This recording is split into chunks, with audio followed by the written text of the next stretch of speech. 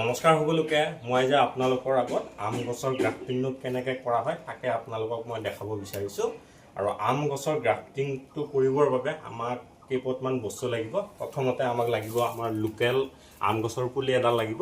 তাৰ পিছত লাগিব আপোনাৰ এয়া গ্ৰাফটিং টেপ বুলি কয়, গ্ৰাফটিং টেপ এটা লাগিব, এখন ধাৰ থকা কটাৰী এখন লাগিব, ব্লেড এখন লাগিব, তাৰ পিছত এখন কাটাৰ এখন লাগিব, আমাৰ এয়া প্লাষ্টিক লাগিব।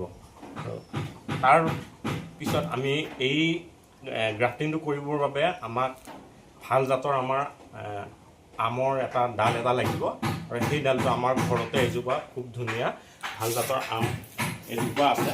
তো আহক আমি আমৰ ডালটো আমি এতিয়া লৈ আহোঁ।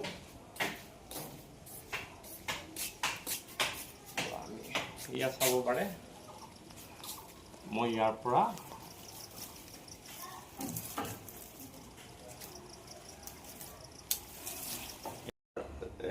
ডালটো কাটোতে আপোনালোকে চাব লাগিব যে ডালটো বেছি পুৰঠো নহয় আৰু বেছি কোমলো নহয়। এতিয়া মই এই ডালৰ পাতকেইটা মই এতিয়া কাটি দিম।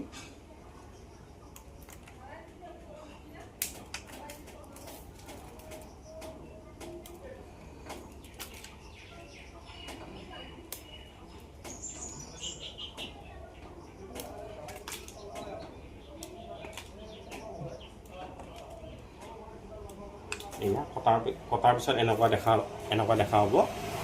এতিয়া আমি সাজু কৰি থৈ দিয়া আমাৰ লোকেল আমৰ পুলিটো আমি এনেকৈ কাটিব লাগিব।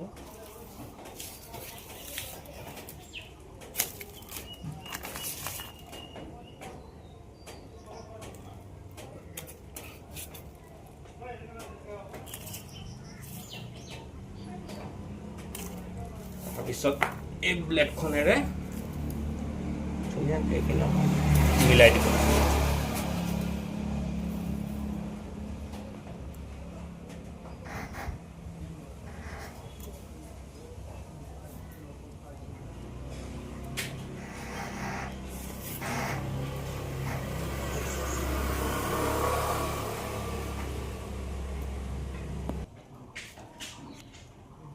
গ্ৰাফটিং কৰোঁতে এটা মন দিব লগা বস্তু হৈছে আমি যে এনেকৈ ব্লেডেৰে কাটি আছোঁ, এই কটাখিনি খুব ধুনীয়া স্মুথ হ'ব লাগিব। যদি এই কটাখিনিতে যদি আমি ঠিকমতে নাকাটোঁ তেতিয়া আমাৰ গ্ৰাফটিংটো ছাকচেছ নহয়। আৰু ময়ো বৰ্তমান শিকিহে আছোঁ, ময়ো ইমান এক্সপাৰ্ট হোৱাগৈ নাই। গতিকে মই যিখিনি জানো সেইখিনি আপোনালোকৰ আগত মই অৱগত কৰিছোঁ। এয়া আপোনালোকে চাব পাৰে আমি আমৰ ডালটো আমি এটা মূৰে খুব ধুনীয়াকৈ ব্লেডেৰে বহুত ধুনীয়াকৈ মানে চাচিব লাগিব। তাৰপিছত আমি এতিয়া লোকেল আমজোপাৰ ঠিক এনেকৈ আমি একদম একেবাৰে মাজতো নহয়, এনেকৈ আমি ব্লেডেৰে ফালিব লাগিব।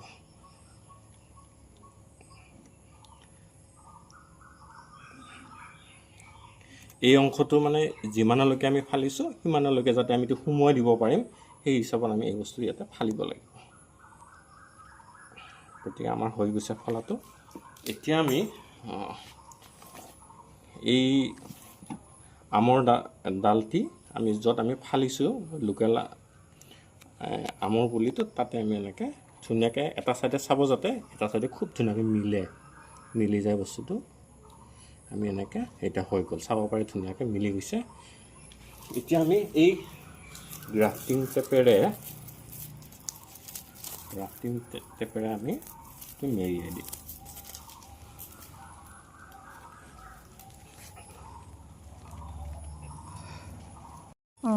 এতিয়া আমি এনেকৈ খুব ধুনীয়াকৈ আমিটো সোমোৱাই দিয়াৰ পিছত গ্ৰাফটিং টেপেৰে আমিটো খুব ধুনীয়াকৈ এনেকৈ যাতে বতাহ সোমাব নোৱাৰে টাইটকৈ এইটো বান্ধি দিম।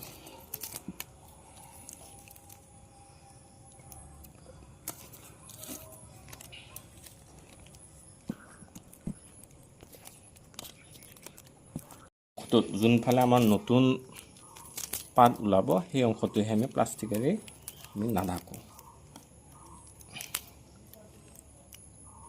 প্লাষ্টিকেৰে এনেকৈ মেৰিয়াই দিয়াৰ কাৰণ হৈছে যাতে আমৰ ডালটি শুকাই সোনকালে নাযায়।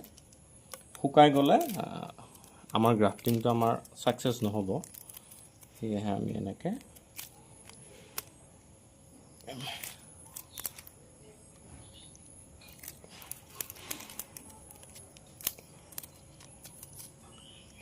মাত্ৰ আমি এই ওপৰৰ এই অংশখিনিহে আমি প্লাষ্টিক মেৰিয়াই নথওঁ।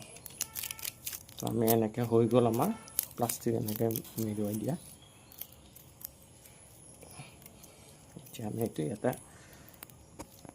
টাইটকৈ এটা প্লাষ্টিকৰ গাঁঠি এটা মাৰি দিম।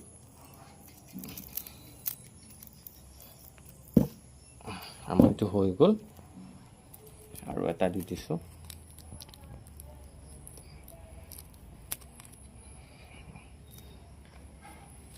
আৰু যদি আমাৰ গ্ৰাফটিংটো যদি ছাকচেছ হয়, আজিৰ পৰা প্ৰায় 20-25 দিনৰ পিছত ইয়াৰ পৰা নতুন কোমল পাত আহিব। আৰু কোমল পাত অহাৰ লগে লগে আমি গম পাম যে আমাৰ এই গ্ৰাফটিংটো আমাৰ ছাকচেছ হৈছে।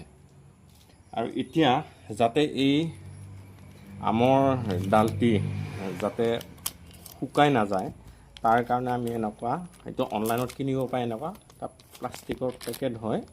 এইটো আমি এনেকৈ ইয়াতে সোমোৱাই দিব লাগিব।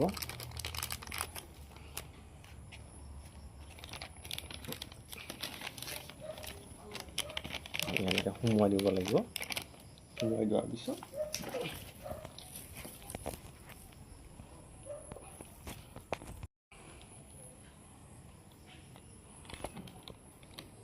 এনেকৈ সোমোৱাই দিব লাগিব। দিয়াৰ পিছত আমি এনেকৈ ধুনীয়াকৈ এইটো পেকেটেদি বান্ধি আমি এনেকৈ এইটো পেকেটেদি বান্ধি দিম।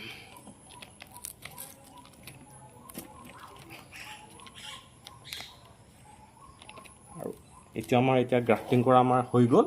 এতিয়া আমি এই জোপা এতিয়া আমি ছাইহা জেগাত যাতে মানে ৰ'দ নপৰে এনেকুৱা ঠাইত আমি থৈ দিম।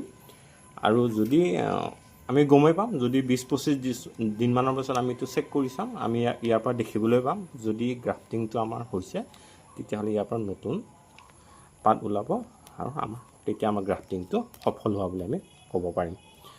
এইটো মই যেতিয়া এইটো নতুন কোমল পাত আহিব তেতিয়া আপোনালোকক মই ধুনীয়াকৈ দেখাম। আৰু এইখিনিয়ে মোৰ আজি আমাৰ গ্ৰাফটিং কৰা ভিডিঅ'টো ইমানেই। ধন্যবাদ।